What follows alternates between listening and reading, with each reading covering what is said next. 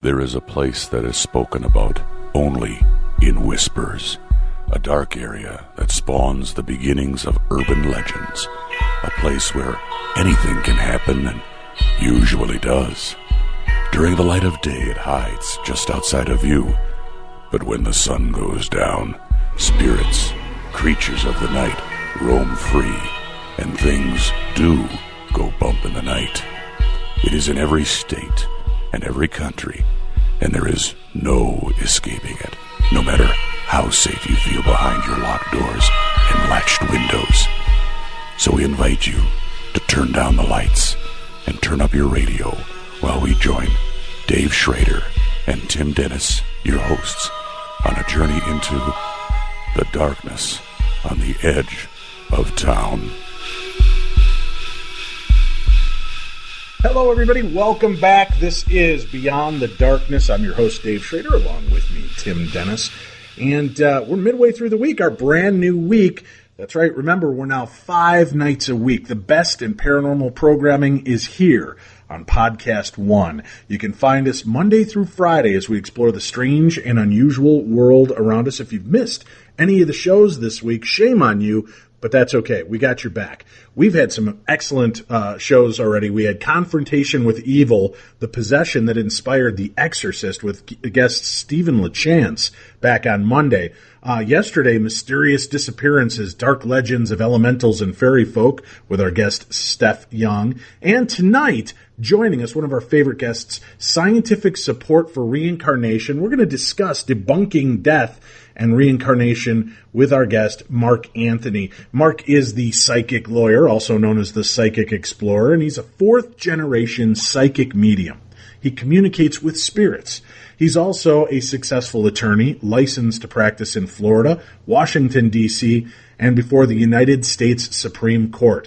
Mark graduated from Mercer Law School with honors, which included the study of law at Oxford University in England. He also studied mediumship in England at the Arthur Findlay College for the advancement of psychic science. He is the best-selling author of Never Letting Go and Evidence of Eternity, award-winning books, and books I recommend everybody that's interested in the paranormal and what comes next in life and how to deal with those changes. These are the books you want to pick up. Mark appears nationwide on TV and radio show. As a matter of fact, he's going to be joining me this Saturday in hour 1 of Coast to Coast AM. That's right, I'm hosting not only Beyond the Darkness all week, you can also tune in to Coast to Coast AM from midnight till 4 a.m. Central on Friday and midnight till 4 a.m. Central on Saturday. Mark will be with us in the first hour on Saturday as well. Please welcome, though, to his first appearance on our brand new program, Beyond the Darkness, our good friend, psychic lawyer, Mark Anthony. Mark, welcome to the show. Thanks, Dave. It's really great to be on Beyond the Darkness. I think this is such a great evolution for you and Tim. Well, thank you. We've been having a lot of fun with the audience, a lot of fun with Podcast One, and it's great to have this new dynamic and new element available to the listeners, and bringing out our favorite guests to kind of bring in the new series is what we wanted to do. So I was so thankful you were available, especially to talk about the topic we're gonna tackle tonight.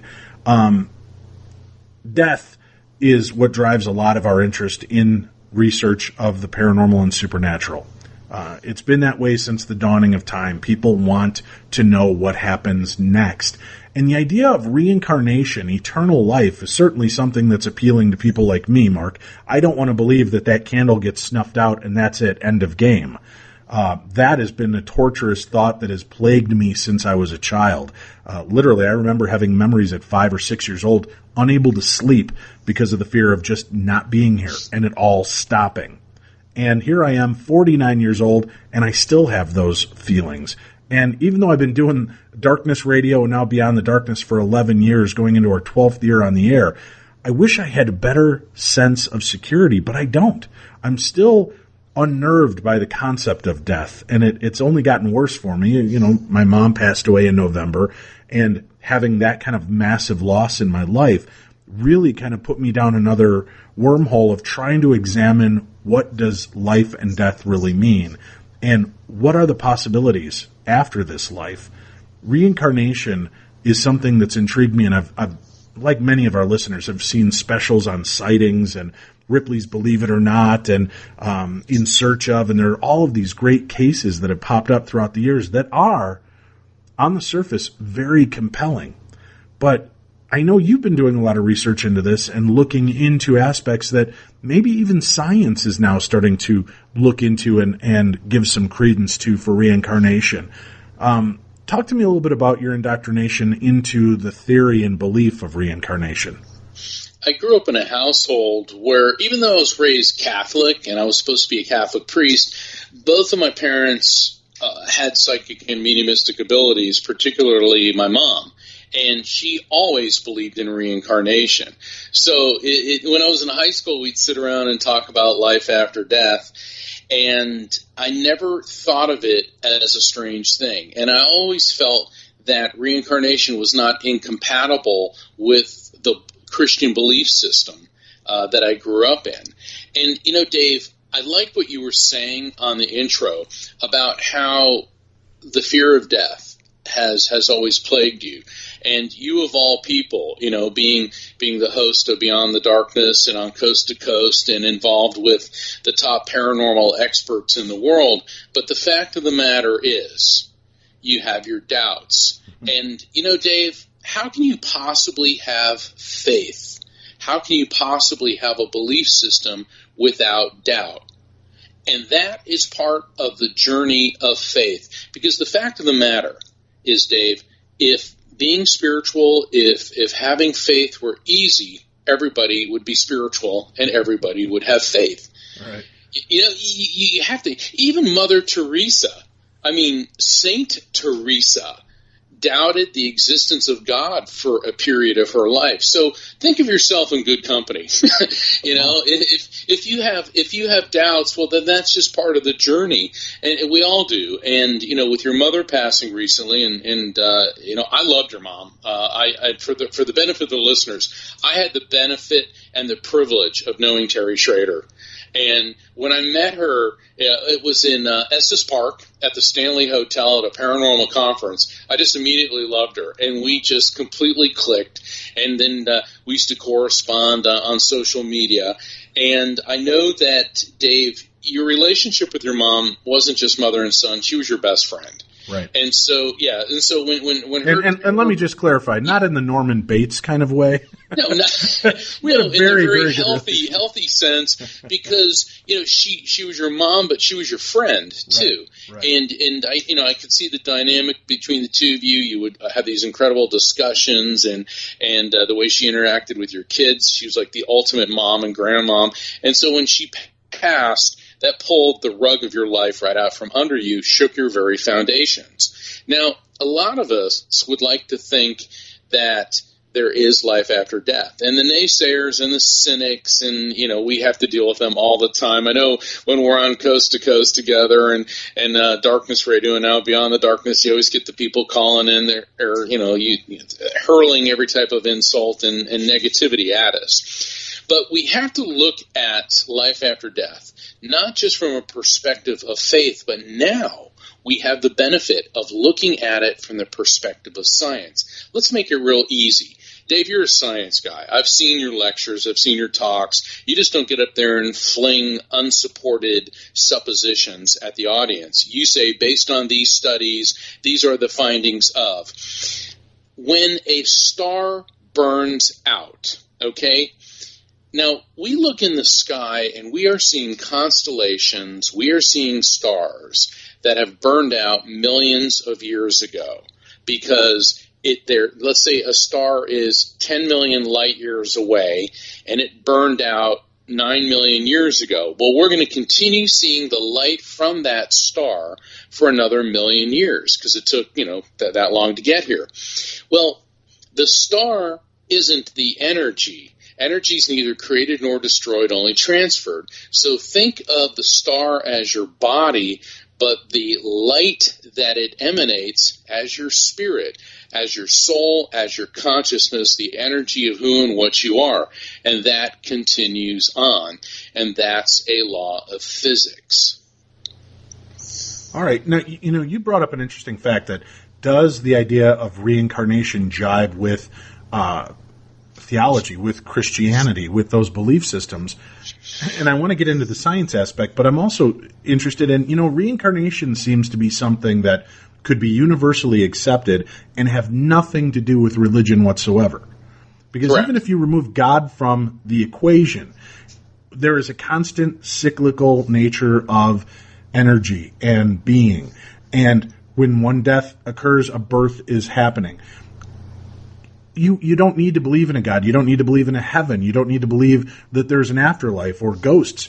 But the idea that your energy may go from one physical meat shell into another, that seems like an easier concept to grasp, at least for me, that even if you have your doubts where it comes to the God and the afterlife, the idea that this energy can be transferred from one vessel to another should be a very viable belief and thought, because we are an energy, we are a magnetic pattern that could, again, inhabit another physical form. Absolutely, and you brought up a good point about religion versus science. Up until the late 20th century, and now here in the early 21st century, if you were in one of two camps, either in the religion camp, the camp of faith, which just accepted life after death because it's in the Bible, or it's what your belief system says, or you're in the scientific camp that unless we can put it under a microscope or subject it to some type of empirical test, it doesn't exist. Right. And what we're now seeing in the last, let's say, 4 to 5 decades is bridging the gap between the spiritual and the scientific. And I love what you said, that you don't have to believe in God or an afterlife. You basically describe Buddhism. Buddhism is, well, maybe God exists, but if not, that is fine. Maybe there is an afterlife, but if not, that is fine. I call it Buddhism, and I love Buddhism, and I call it the whatever religion, because whatever happens is okay. And it's like, because you never hear of Buddhist terrorists, do you? And what it is, it's a religion based on cause and effect, your actions and your belief systems. But mainstream Buddhism embraces reincarnation, as does Hinduism, and we all know that.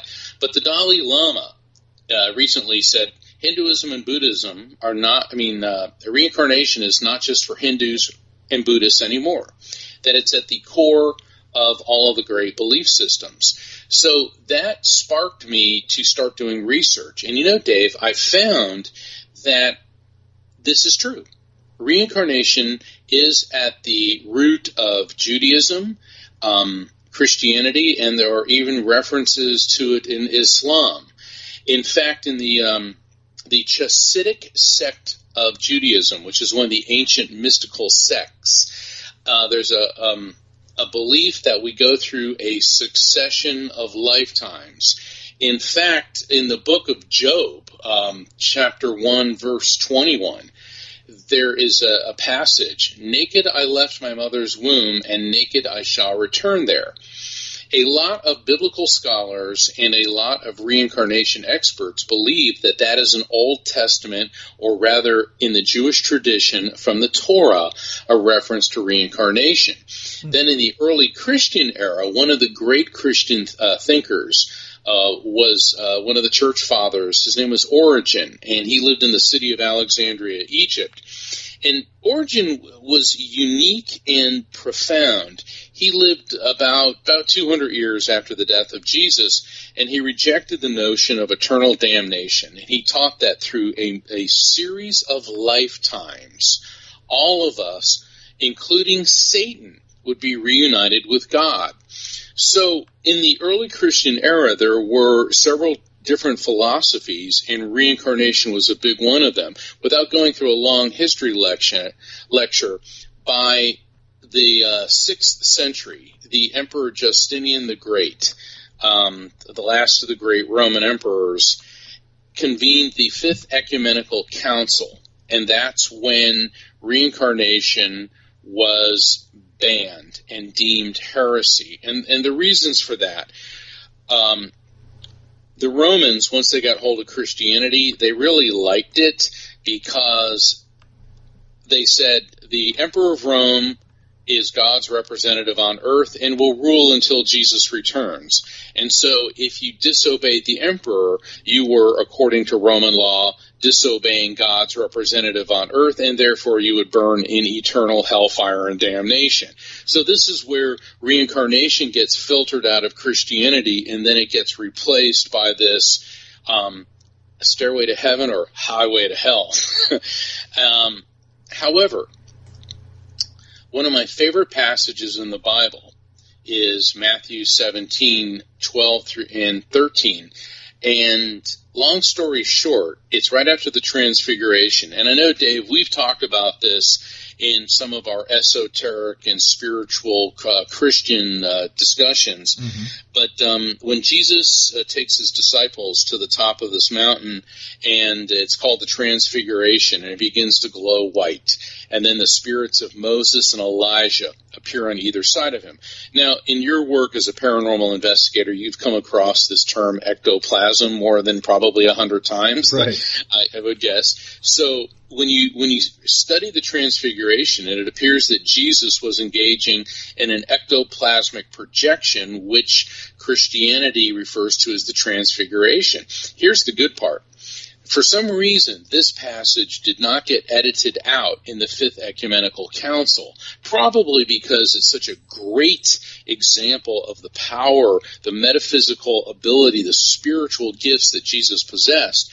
And when he comes off the mountain, the disciples have a discussion with him. And the discussion is, well, who am I? And some say that you are John the Baptist. Others say that you are Elijah returned. And Jesus said Elijah has returned, but they did not recognize him, for he appeared as John the Baptist. Elijah lived 800 years before Jesus and his cousin John the Baptist.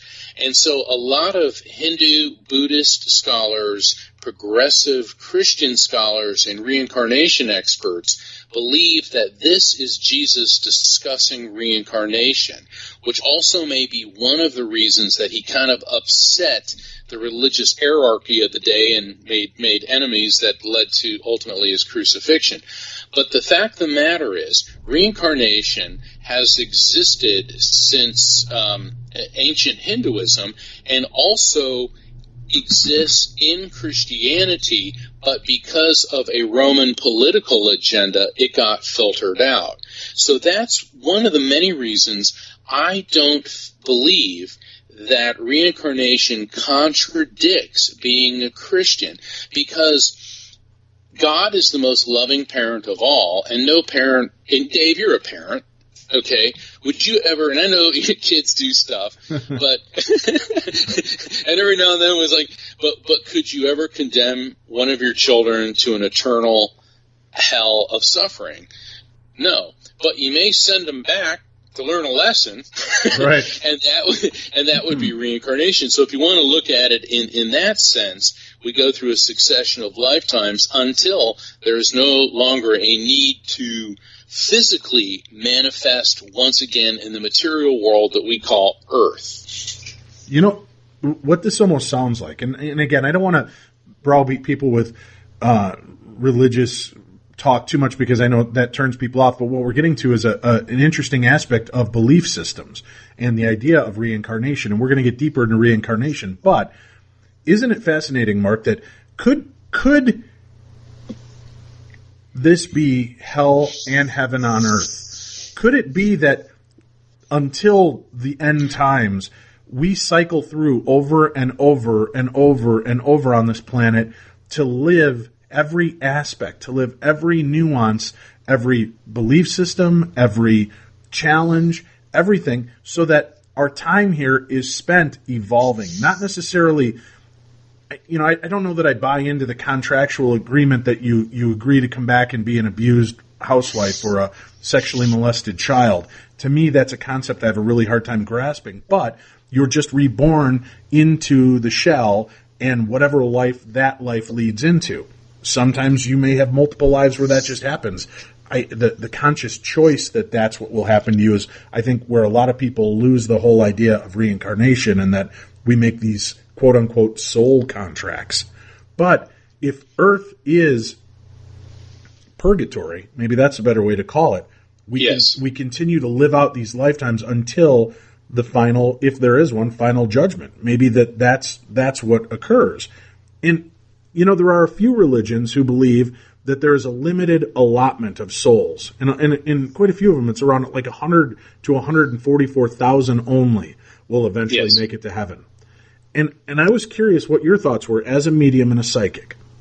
And hear me out. I mean, I may have to pass the duchy on the left-hand side here to get everybody involved in this part of the story with me. But what if there are only 144 souls that exist, period? And those 144 souls continually, or 144,000 souls, fracture with each lifetime and begin anew.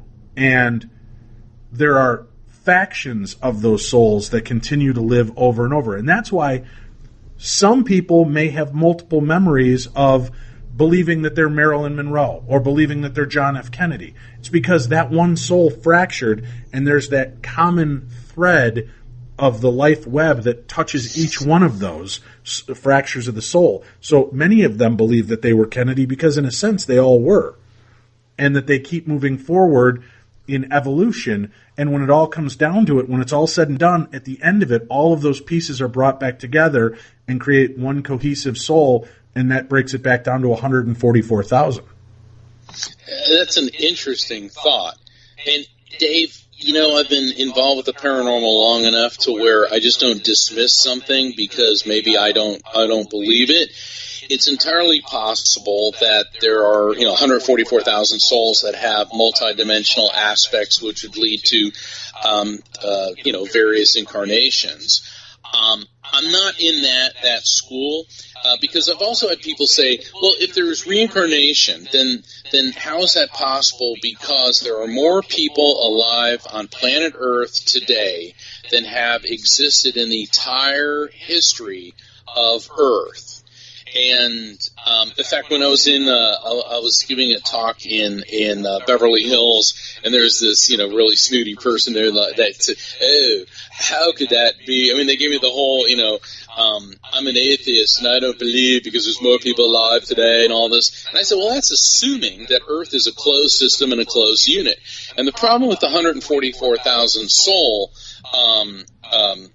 school of thought, and the problem with there's more people alive today than ever have existed, that's assuming Earth is like a hermetically sealed unit and that no energy is coming into and exiting Earth, because energy is neither transferred neither created nor destroyed, only transferred, and that there is a constant stream of energy and soul energy between this planet to another dimension, so on and so forth. And that would also be putting a creative limitation on the power of God. Well, according to our space program, there are thousands of planets orbiting stars. So there's only 144,000 souls in not just the universe, but the multiverses. And that's why I don't necessarily subscribe to that school of thought. And if you do, that's fine. But the fact of the matter is, because of science and technology, we now know that there are millions of stars in our own solar system that have planets around them. So let's say that there's 10 million planets capable of sustaining life out of a billion stars.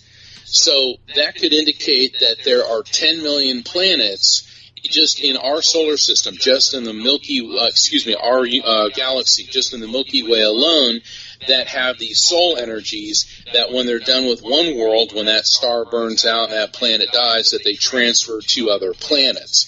So certainly that's a theory at this point, but the fact of the matter is, energy is neither created nor destroyed, only transferred from one form to another. I get that, right, and the idea that this expansive universe would only have one planet that has real life, like us, not just amoebic little, creatures, but that we would be the only planet that would sustain this kind of life. I'm with you on that, and right.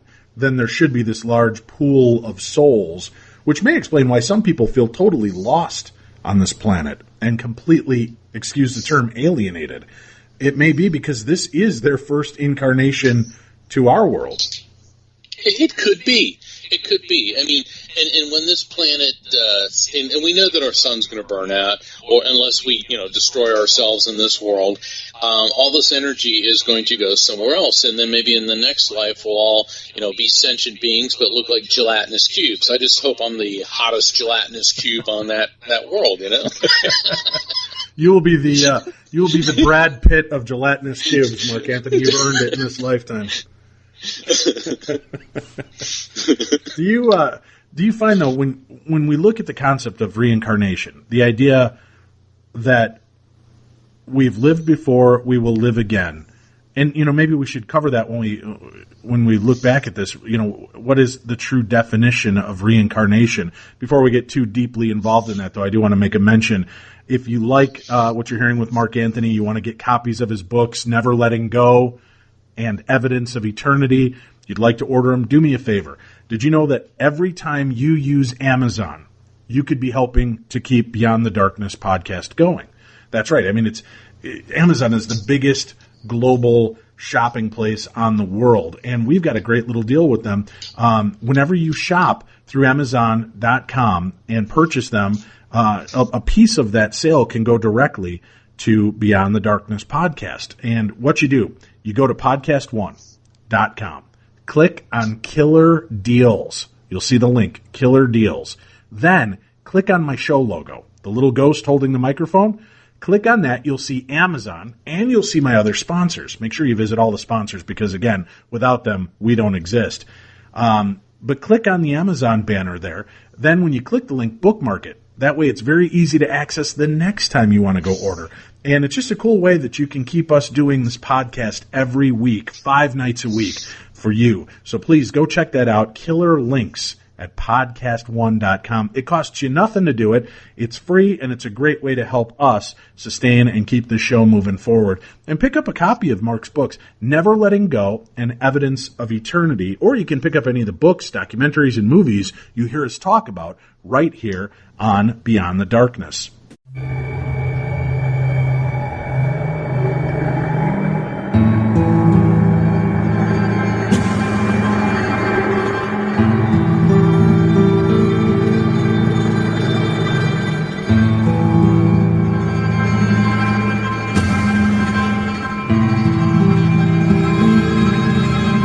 Beyond the Darkness.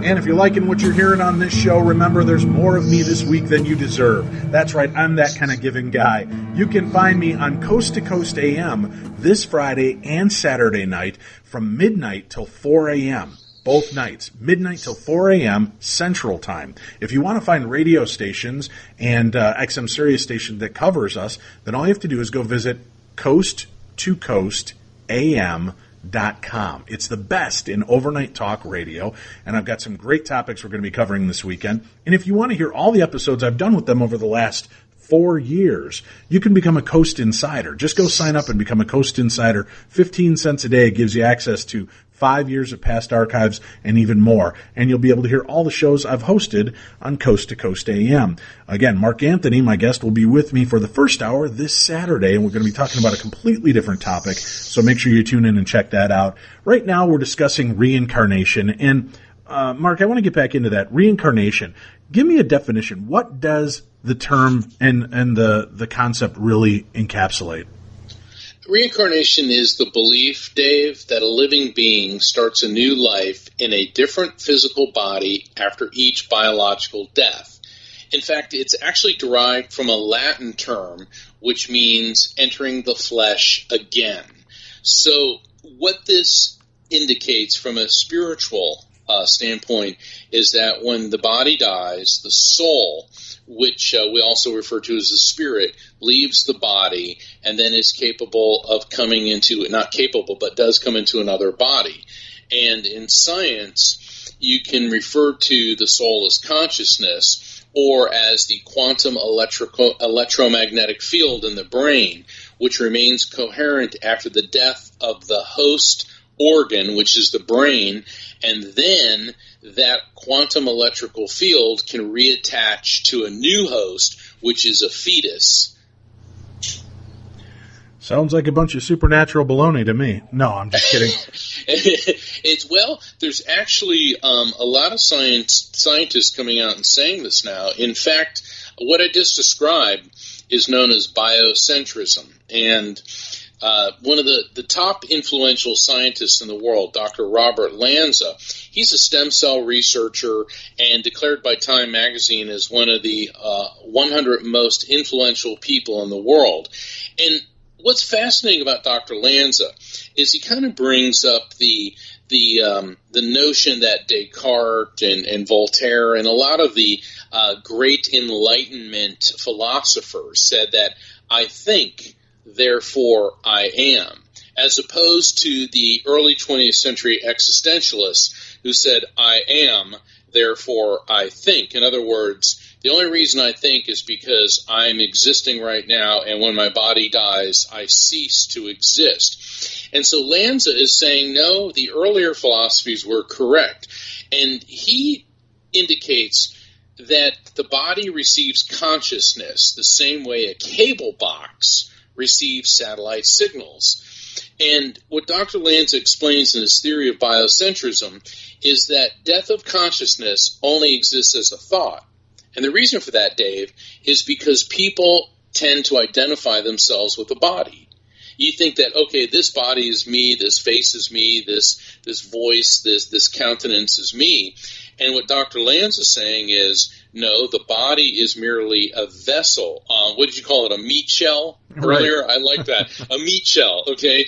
And so what happens is when we die, it's like your cable box crashes. Well, that doesn't mean that the source of the transmissions has ceased to exist. It just means that cable box doesn't work. So then, according to biocentrism, the energy of your consciousness gets recycled back into a different body at some point. Now, here's the fun part, and this is where you and I come in with well, where is it before it gets to this body? And what Dr. Lanza is saying, and he's actually coinciding with the string theorists, that the body exists in a different dimension outside of the physical body, and possibly, not just in a different dimension, but possibly in another universe. And see, this fits into what Dr. Michio Kaku and the other string theorists, that there's not just a universe, but there are multiverses. There isn't just one dimension, there are several dimensions. Now, for the naysayers, is there just one radio station on FM? Of course not. There are a multitude of frequencies. And then, Dave, when we look at the electromagnetic spectrum, there isn't just FM radio bands, but there's also AM, XM, then there's gamma rays, microwaves, X-rays, ultraviolet rays. There is a huge plethora. There's an incredible amount of energy and frequencies within the electromagnetic spectrum. And so what Dr. Lanza is saying with biocentrism is that when you die, that quantum field that's in your brain, that energy, it goes to a different dimension, a different frequency, and then at some point it reattaches to a fetus and begins a new life. Okay, now that's a fascinating theory on it, but you're a medium, you're a psychic, and you deal with the realm of the dead on a regular basis, and you do evidential mediumship, which means that you get specific details. You're not just giving innocuous, oh, your father's proud of you, your mom baked cookies with you. It's not that generic stuff. You get into the specifics of communication to tap into those bits of information that prove that you are making a connection of some sort. Yes. So couldn't it be then, in the sense of, and I know we were going to talk about James Leininger, one of my favorite stories and systems for reincarnation. There's a book called Soul Survivor, S-O-U-L, Soul Survivor. And it's James Leininger. His story is amazing. This little boy was having memories of his plane being shot down, knew too much information, way too much information, and specific detailed information for a child, and was eventually able to not only prove to his father, who was a huge skeptic, but to many others, including the original family he was attached to, that he is in fact the reincarnation of a World War II fighter pilot. And he was so specific that when a map was unfurled, he was able to point to the place on the map where his plane had been shot down near Japan. And the Japanese government, if I remember this correctly, Mark, didn't they bring him out and bring him over that shot down plane? Yes. And what it is, when he was about 2 years old, little James Leininger started saying that he was a pilot of a Corsair. Right. And he kept referring to his ship as the Natoma.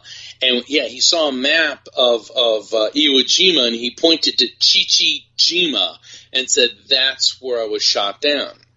And they mean Japanese government, located the wreckage of a Corsair at the bottom of the ocean, right where he said it was. And then he kept talking about his plane, the Natoma.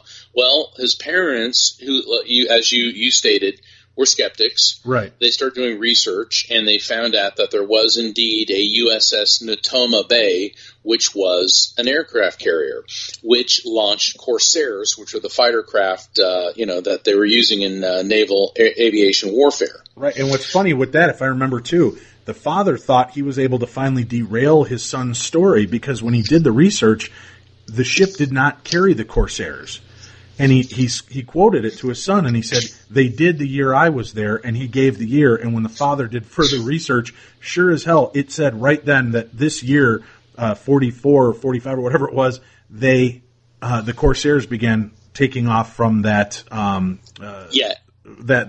airship. So that was really an interesting aspect to this.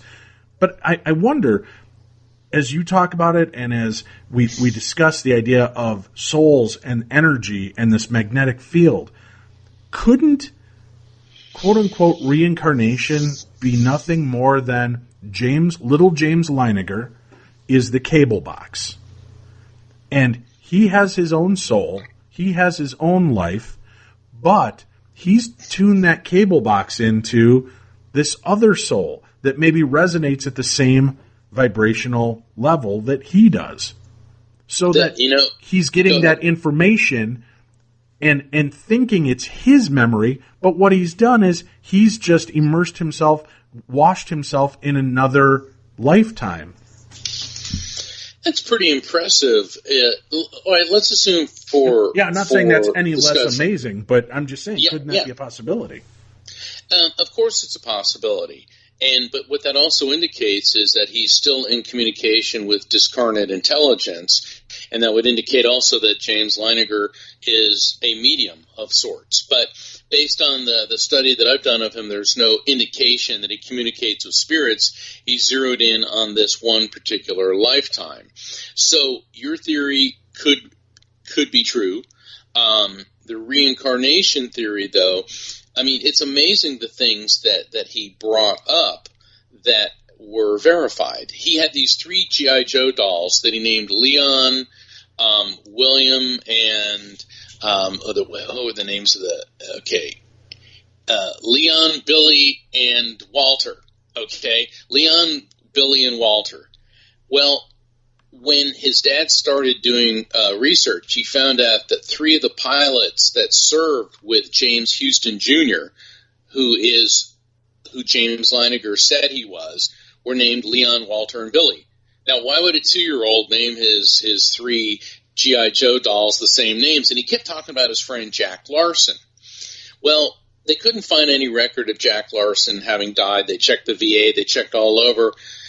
They found Jack Larson was alive. And they brought little James Leininger, who was about 6 years old at this time, to a reunion of the crew members of the USS Natoma Bay. And this kid starts saying, "Oh, you're Jack Larson. You dated this girl, and you're so-and-so." And the shipmates were like, "This kid knows stuff that how could he possibly know?" So it's really, really fascinating that this boy remembered things on such a detailed level. Or, like you're suggesting, Dave, maybe tuned into a spirit, which would indicate he was some form of channeler. But if that was the case, why just one spirit? Because as a medium, I can tell you, we just don't stop at one spirit. I've probably conducted readings for close to 15,000 people in my lifetime, which, and in each reading, let's say 5 or 6 people come through. So let's do the math there. All right, we're already 100,000 spirits. There's not just one spirit I talk to. And then, of course, there's if he always possessed. Well, there's no indication that he is possessed. And I've seen recent interviews of him. I think he's about 20 years old now, maybe a little bit older. And he doesn't have the nightmares of crashing in the ocean and burning anymore. He seems like a very well-adjusted young man, and he just says very matter-of-factly, reincarnation is real, and I was this guy. Right, and what's interesting to me, though, is his memories and dreams stopped once he was over the shot-down plane, and he made this kind of closure with that soul.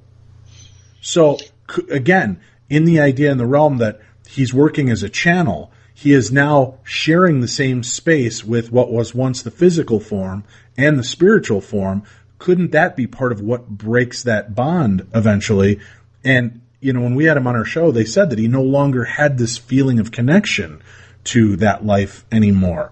So, as a channel that understands what they're doing and communicates, why just one? Why only one spirit coming through? Maybe that's all he literally was attuned to. Because, as a medium and a psychic, if you go into a room, you're going to encounter all of the energy of the people that are in that room. You need to refine and focus that energy to get to my mom and not get Larry's pet, Cocker Spaniel. You've got to focus. Well, a child maybe doesn't have that ability, or at least not that innate ability, but because he resonates at exactly this megahertz, that just so happens to be the exact same megahertz, or within a very close proximity of who his original host soul may have been. And I know that sounds kind of far-fetched and fantastical, but again, it just seems to me like that's what you do as a medium, is you connect with memories and thoughts and images that in most cases, and I've seen you do it, and I've seen people like Michael and Marty Perry and Chris Fleming, that a lot of times when they'll make these connections, they almost become one with that spirit. They'll take on some of the mannerisms of that spirit. Right. Yes. So to me, that seems like what the concept of reincarnation is that you are, your energy is incarnating again into this physical form. So when my grandfather comes to visit you, Mark, for a reading, and you start playing with the knuckle on your left hand, and as you're talking to me, you start taking on his mannerisms, aren't you in effect a reincarnation of my grandfather at that moment, because you're taking on his essence. You're taking on what once was him, and it's becoming part of you. No. What's happening no, that's a good question, Dave, and that's why I always love being interviewed by you, because a lot of people are like, so what's it like growing up as you give me good questions like that. No, we're not becoming part of that person. What's happening is the spirit, their quantum field, their soul, which is an energetic quantum field, their electromagnetic field is then interfacing with mine. So the spirit's overlaying his or her energy on me and is transmitting information, which I will see things, hear things, feel things, and we can temporarily pick up on some mannerisms. I was doing a reading for this one lady one time, and I started doing this thing with my upper lip, like Elvis doing that ha-ha-ha-ha type thing. Right. And she, the look on her face, she goes, "Oh my God." I'm looking at her and go, "What?" She goes, "My son did that." And I had no idea what I was doing. But what it was, he was transmitting that particular impulse to me, making me do it and this was a visual cue for her. Because you were in tune with that spirit. I was in tune with him, right. But I was not becoming him or his incarnation. Now, the cool thing is when I do phone readings, which is the vast majority of the readings that I do, and people go, well, how can you do phone readings? Well, because the spirit's pure energy, they're zipping back and forth between me and the recipient at light speed. Just the way we are having this conversation now. You're in Minnesota, I'm in Florida, and this is getting broadcast all over the world. And people don't think of that as miraculous technology because they see it every day. And during the course of the reading, I said, Red Rover, send Robert right over. That just blurred out of my mouth, and I hear a pause on the phone, and the woman said, oh, my God. I texted that to my friend Robert the other day. And what it was, her father's spirit was letting her know that he was around and aware of what's happening. So I love when people, oh, you're cold reading. It's like, really? How do you cold read that over a phone? You know? Well, but couldn't it be, and again, just calling this into question, and I don't want to make it putting psychics and mediums on trial, but there's a thing called psychometry. Yes. Where even myself, who's not a trained psychic or medium, I can hold a piece of jewelry or something contextual to a person, and sometimes I will get images. You're picking up on that. You're a more refined, detail-oriented medium, and couldn't you be picking up on the psychometry of the energy of Dave Schrader, who just texted, Red Rover, let, Beavis come over, and you're picking up on that because it's part of my field, of who I am, part of my memories, part of my Akashic records. So couldn't it be more likely that you're tuning into that aspect of it, which is not any less impressive? That's still an amazing quality. But couldn't it be that that is much more of what's going on than we're actually talking to a discarnate soul? I could give credence to that if it were in person, because psychometry requires physical contact with the object or the person in order to tune into that energy and then discern things from past, present, or future. Mm-hmm. In other words, a medium tunes into the energy of a discarnate intelligence, third party. A psychic tunes into the energy of a person, place, or thing. And psychometry, matter retains vibration and energy. There's nothing, surprising about that because science tells us that.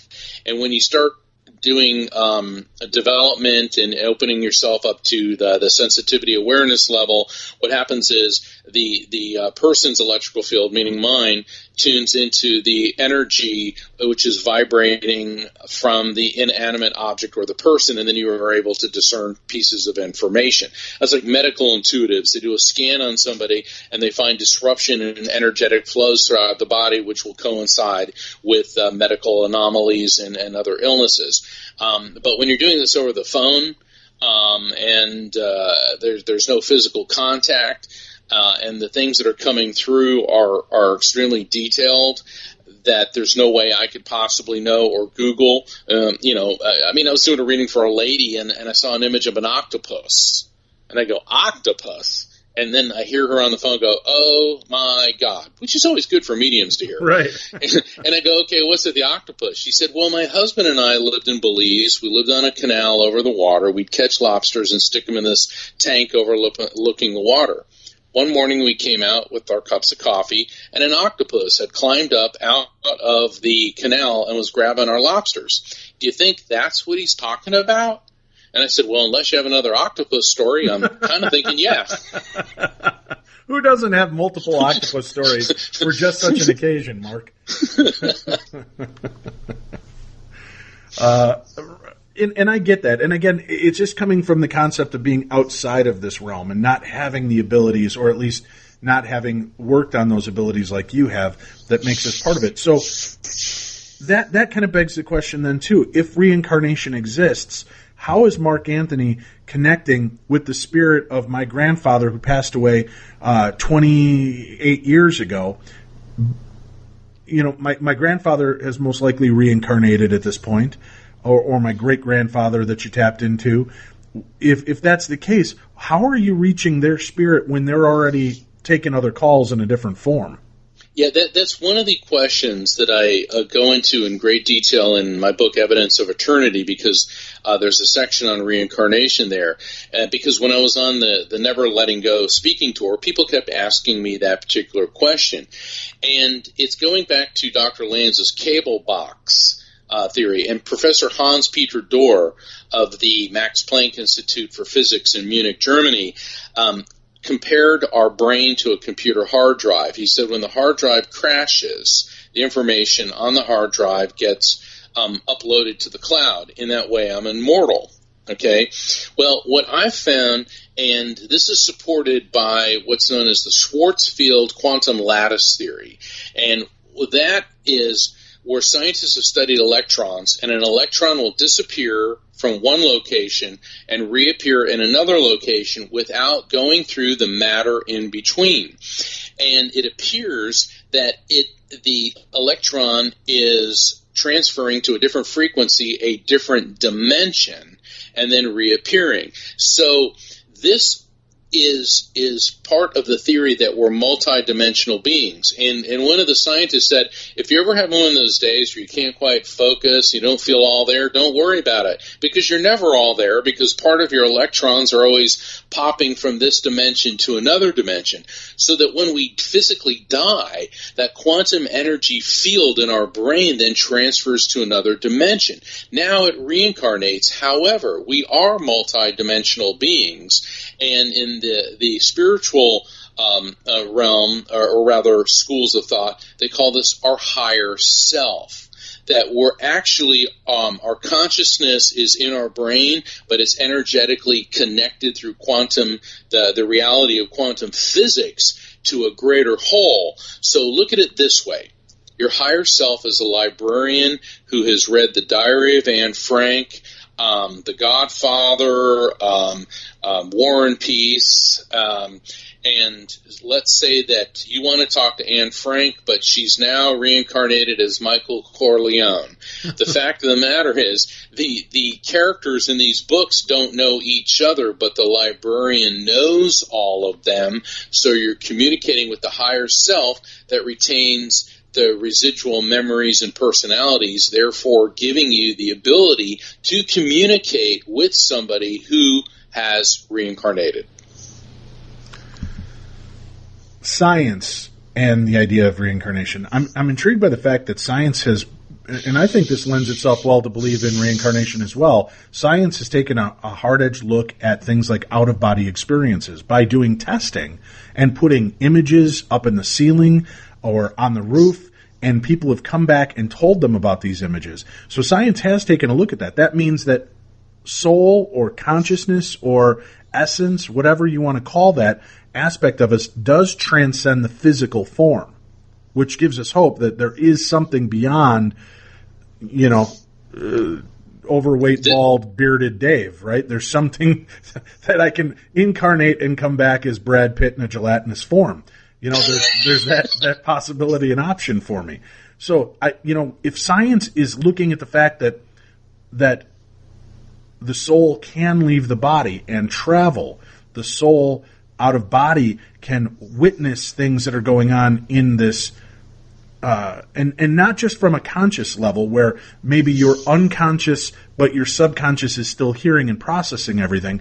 Instead, you are hovering above, getting a bird's eye view of what's going on, down to details of watches or tools that were used. That, to me, lends a much bigger credence to the fact that the soul survives outside the physical form. So then the next logical step would be that reincarnation should exist, because if the soul can leave the meat form, then that means it can continue on and perhaps inhabit another. Do you believe in the topic of walk-ins, where a soul that is discarnate can then take over the soul of an empty meat bag now? We saw it in the movie Heaven Can Wait with Warren Beatty. I think there was Waiting for Mr. Jordan was an earlier incarnation of that movie, where somebody died too early, and they took his soul and put it into the body of somebody else whose time it was to go, but he got to kind of carry on in that form. I really liked All of Me with Steve Martin Yes. and Lily Tomlin. If you haven't seen that one, that is hilarious. It is. Dave, I keep an open mind on walk-ins. I tend not to believe in that because I look at it as one soul per customer. However, there are a number of people. There's different types of mediums. People like me, I'm a mental medium, which means that I receive the transmissions in my mind's eye, mind's ear. Then we talked earlier about ectoplasmic projections. Those are what are known as physical mediums.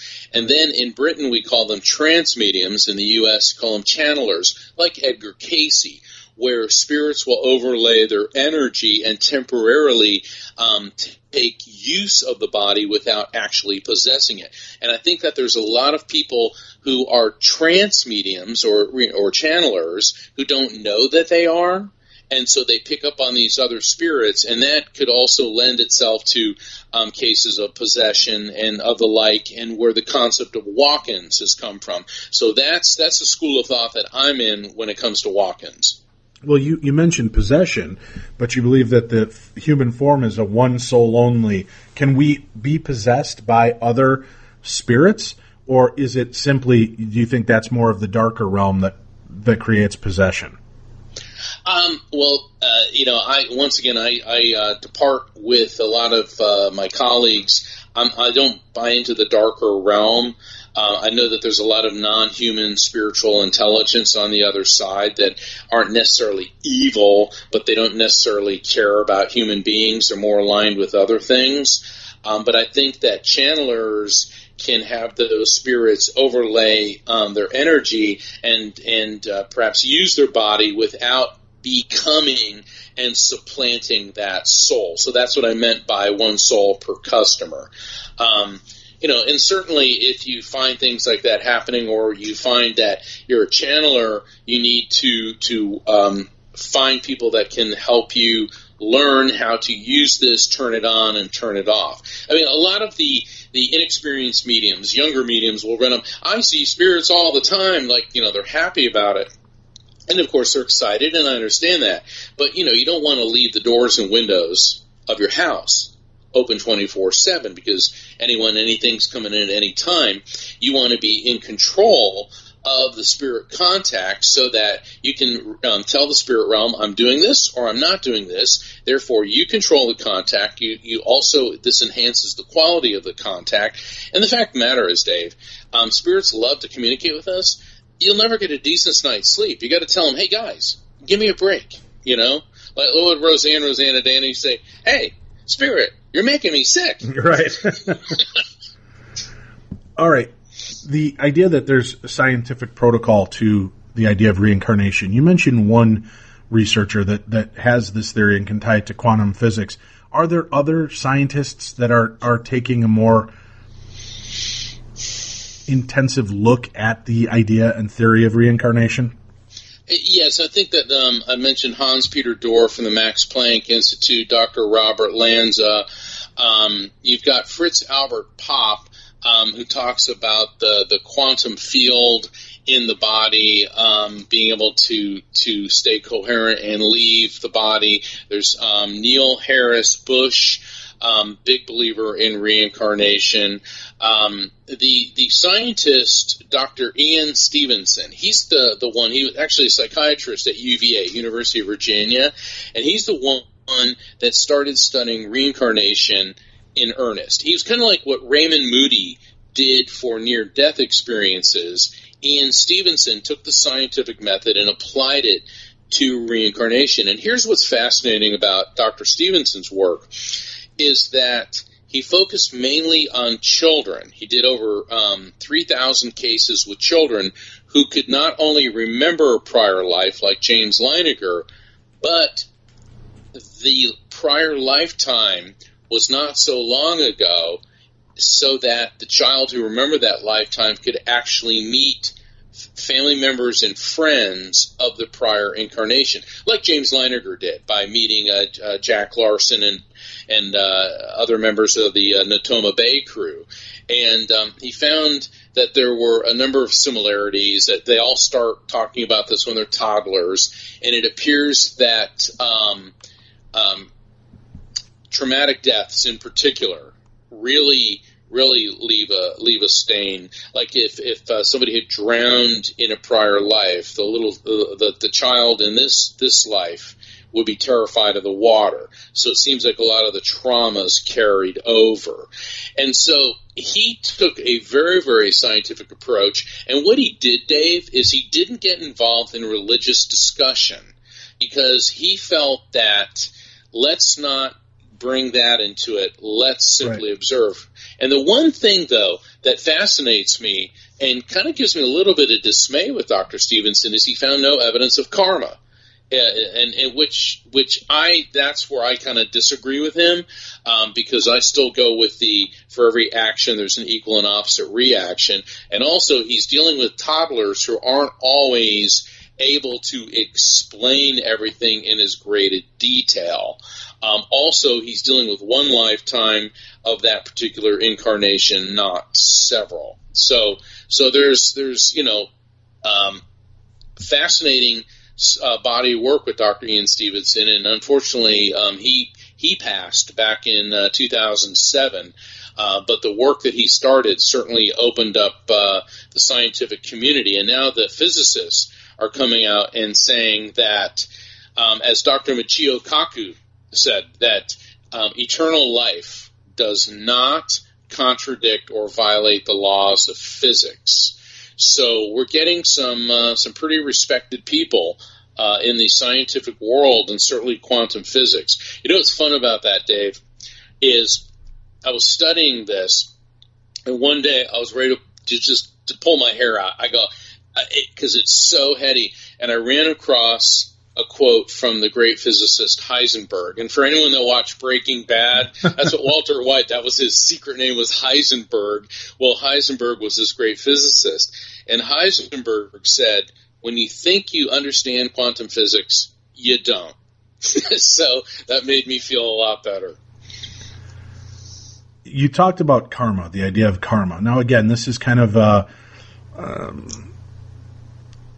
hippy-dippy, tree-hugging theory and belief. And we hear people talk about karma and this, but for the layperson and a lot of us just existing in life, the idea that there is this justice, this spiritual yin to our yang, it's really hard to swallow, because I watch some horrific people do horrible things and they continue to live.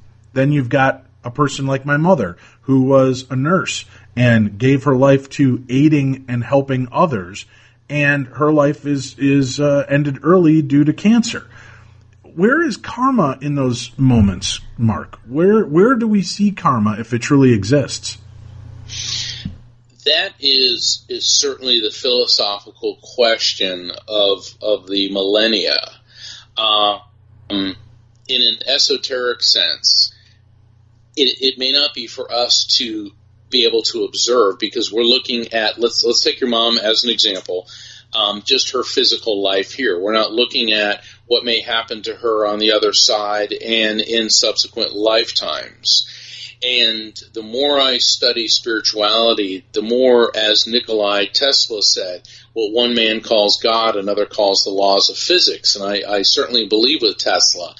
And so we're judging karma on the basis of what we can see and what we can know. I mean, I was in the criminal justice field, both as a prosecutor and a criminal defense lawyer, and I saw some absolutely despicable, evil, sociopathic monsters. Seemed like they just skate through, and nothing terrible ever happened to them. Well, I'm not talking about the judges. What about the criminals? Yeah, but the criminals, really. I know, the judge. Are there any judges listening? Oh, okay, good. Then we don't have to repeat ourselves. Right. I'm probably going to hear from somebody on that one. You and me both. But energy, is neither created nor destroyed, only transferred from one form to another. And that's part of the basis for reincarnation. But another law of physics is, for every action, there's an equal and opposite reaction. And what's cool about that, Dave, is that religion and science tend to have overlapping concepts. Because when you look in the book of Galatians, the passage, God shall not be mocked, whatever a man shall sow, he shall reap. And then, of course, the Hindus and the Buddhists, whatever you do will come back on you. So the religions have been saying this, quantum physics has been saying this, and the hard physics has been saying this. So it may not be our ability in finite form to see the big picture and see what they're going to get reincarnated as. So, somebody that is a horrible monster may come back in a terrible form in some subsequent lifetime. Perhaps the oppressor will come back as the oppressed. And so that's one of the things that I talk about in my discussions, and one that I try very hard to do, and sometimes I'm not very successful at it. What all the religions teach: be nice. Just be nice. Really, treat people the way you want to be treated. Golden rule. The Buddhists say, don't do to people what you don't want done to you. So it's all there in the religions, and it's all there in the physics. So that's why I'm thinking that the two, that science and faith do not have to be in opposing camps. And that's what I like about the era that we live in. We're beginning to see the overlap. What's happening is we're losing from religion the fairy tales, the fear, and the mythological nonsense, which has been used to oppress people. And on the other side, from the science, the negativism, the if you can't see it, taste, or feel it, it doesn't exist, and the cynicism. You're finding scientists becoming more spiritually minded, and people of faith now finding validation based on objective and empirical evidence. What other cases have really caught your attention in the field of reincarnation? James Leininger is a standout. I mean, that's an amazing case.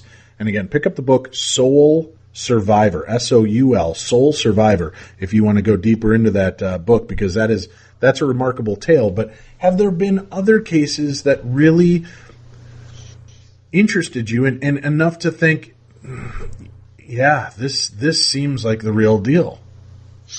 Yes. In fact, in my book, Evidence of Eternity, I chronicle two of them that, with all due respect to James Leininger, kind of do rings around him. Okay. Wow. The most heavily researched and documented case of reincarnation in modern times was Shanti Devi. And Shanti Devi lived in the 1930s in India. And about age 4, she didn't talk. And then all of a sudden she started talking, and her parents were like, she won't stop talking. She kept saying, she lived in this city called Mathura, and she said, this isn't my home. I want to go home, and I live in your Delhi, and my husband's name is this. And she started giving this incredibly detailed information. Well, her parents were Hindus. So unlike, people that would say, oh, this is the work of the devil, Hindus believe in reincarnation. So just out of curiosity, her father started making some inquiries, and the Indian government got involved. And in fact, Mahatma Gandhi actually headed up the investigation. So what they did is she was about 6 years old, and they put her on a train. And this was like about a 60, 70-mile trip from her town to where she said she lived. And she got off, and nobody led her anywhere. They followed her. And she walked down the street, and she came up to this house and said, it used to be painted this color. And she goes, that's where I lived. And there was a man standing in the doorway, and he said, am I your husband? Well, what they had done is they hired an actor to say that he lived there and he was her husband. So she didn't know this. Of course, she's 6 years old. And she's looking around the crowd, and she points at this man standing in the crowd and goes, no, he's my husband. Well, that was the guy that really did live there. And then she started explaining that during sexual relations, it was painful because I had this problem with my hip, and the guy's like, oh my God, and your sister had an affair, and our grandfather did this. And she started giving this incredible exact detail of her prior life. and it was all chronicled by a Swedish journalist for a couple years. And after intensive study, and I'm just giving you the tip of the iceberg, it was determined that this was a verifiable case of reincarnation. And Shanti Devi lived into her 80s. She remembered her prior life, her entire time, and she became quite the symbol and figure in India. But the details that she gave were immense. And what's so good about this case, Dave, is this was in 1930s India. It's not like the 6-year-old girl could pop on the internet and start looking people up. And 60 miles in 1930s India was a very long way. So she recognized people. She recognized the young man who she said was her son. She explained about him, illnesses people had, affairs they had, familial relationships to such an immense degree of accuracy. So the case of Shanti Devi is certainly stands first and foremost in the study of reincarnation in the modern era. We talk on, and we've talked about it in the past on Darkness Radio and other shows. What about people that have multiple personality disorders? Some of these people that have been deemed crazy for years, could they not be just dealing with multiple lifetimes, multiple incarnations of their psyche that are so strong that they're influencing or chiming in all at once? That's entirely possible. That's certainly the spiritual explanation, is that the example that I gave earlier about the librarian knowing all the different characters in the books, but in this particular person, for some reason, the characters are all overlapping each other. It reminds me, though, I was when I was a young attorney and I was a prosecutor, I was representing the state of Florida at a Baker Act hearing. And there was a guy who claimed he was both King Solomon and the Antichrist. And so we're in this room at the mental facility, and they bring him in, and he looked like a crazy guy, like the wiry hair. But most people that have been involuntarily hospitalized because of mental illness usually aren't looking their best. And the doctor was from India, and he goes, oh yes, he has this manifestation. He's going through and explaining all this, and the judge says, well, who's King Solomon? The judge figured he'd ask him some questions, and the guy said, King Solomon was from the Bible, a very wise man. And the judge goes, so who's the Antichrist? And all of a sudden this voice came out of him, and I remember I'm sitting 2 feet away from him, and I'm only 25 years old, and I'm like, oh my God, and I mean, the shift, Dave, he went right from this King Solomon, you could see the look in his eyes, he became this very evil looking type, and of course the judge ruled that he could potentially be a danger to himself and others, so they returned him, to the facility. But I think in that particular case, that was purely mental illness. I mean, I've seen other people, though, that seem to have what you're referring to with the multiple personality disorder. So let's suffice it to say the jury is still out on that one. How about these cases, and I know you don't have much time left, but how about and I don't mean that in the spiritual way, Mark, I just mean on the show, but how about these people that have come forward and they have physical manifestations, markings, scar tissue, things that should not be there because they have not dealt with this in this lifetime, but yet there's a hole where a bullet wound was. There's a mark across the abdomen where a knife wound occurred on this other person. How is it, I'll buy the spiritual aspect of one energy entering another. How is it that it's also manifesting as a physical manifestation? Yeah, I'm glad you brought that up. That's part of Dr. Ian Stevenson's research in reincarnation, is that, let's say somebody said in a prior life they had they got shot in the stomach, and then this little child is born with a scar that corresponds where the child says, I was shot in a prior life. We're not exactly, when I say we, it's meaning people that study reincarnation, we're not exactly sure why these physical traumas oftentimes seem to transfer from one life to the very next life. Now, obviously, if you say that I was burned at the stake because I was Joan of Arc, and that's why I'm afraid of fire. Okay, well, there's no way to determine that. But when you can say, when a child says, oh, I was Harry the gangster 20 years ago, and I was shot in the head, and this kid has a scar right where the bullet wound entered the head, and you can compare them, and the child provides details about Harry the gangster and the cause of death, then it starts getting a little bit harder to refute. But why do they carry the physical injuries? At this point, that is still one of the unanswered questions in the study of reincarnation. I can't tell you how much I appreciate chatting with you about this stuff, Mark. It fascinates me. It brings me a little bit of peace about death, and I hope it does for our listeners as well, because evidence of eternity is what we're all seeking, right? The idea that the sum of what we are far exceeds the physical form that we currently inhabit.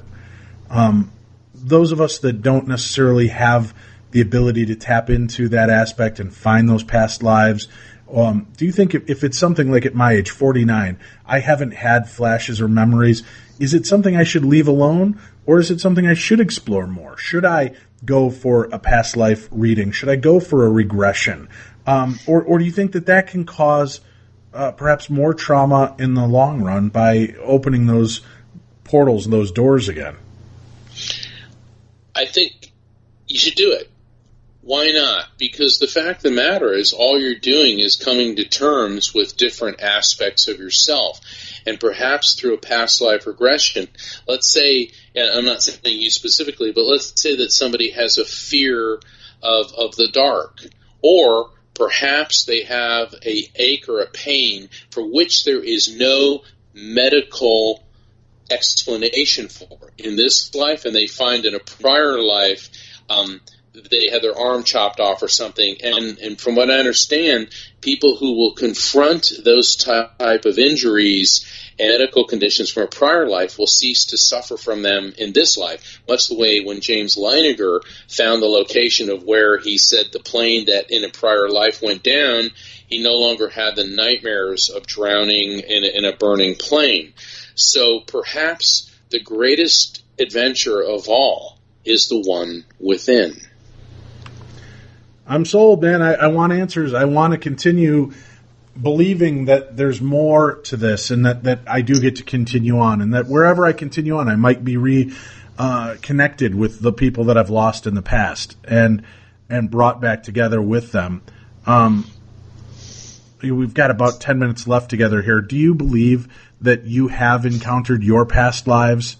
And how do you, as a medium, differentiate it between being your past life and memories that just exist out there that you may be tapped into? I'm always very, very skeptical when I myself have a spiritual or a past life experience, because I want to be careful about jumping to conclusions. And that's, being an attorney, it's all about evidence, and being an evidential medium, it's all about evidence. But Dave, I have had residual memories that don't have any correlation to my experience in this world, or rather in this life. I believe that everyone has lived many lifetimes, and that we will continue to live many lifetimes, and that it's nothing to be afraid of. It's energy. Energy is neither created nor destroyed, only transferred. It's a journey that we go on, and it's an eternal journey. It would be nice to think that we're going to end up in some Michelangelo-esque version of heaven, sitting on clouds, drinking really good, French wine and listening to harp music. But from what I have seen from the other side, that's not what happens. They say it's better than that. So I got to tell everyone it's better than that. And I also want to say, though, for people who are depressed and feeling badly about themselves, do not intentionally cut your life short to experience the other side, because I do believe in karma, and karma never loses an address. And the fact of the matter is, we are here to live in the material world and experience and encounter the difficulties, the problems, the proverbial slings and arrows that come our way for a reason. What that reason is may not always be immediately apparent to us, but every day that we're alive is a privilege and a gift, even though many days do not feel that way. And, fear can be an amazing motivational tool. And my fear of death far outweighs my own dealings with depression and anxiety, Mark. To say that I haven't thought of suicide would be a lie. I've been open about that. I attempted suicide in high school.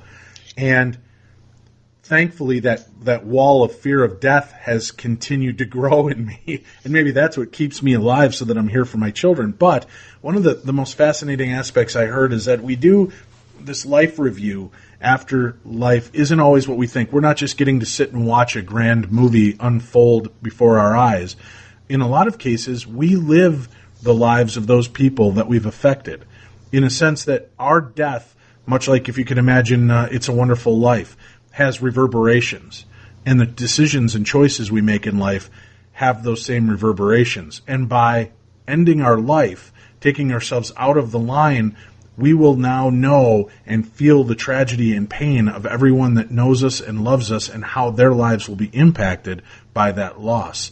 So I've tried to use that as fuel for my fire as well, that I don't want to let other people down, but B, I certainly don't want to have to deal with that karma when I die of feeling the pain that I gave to everyone else for making a permanent decision for a temporary issue.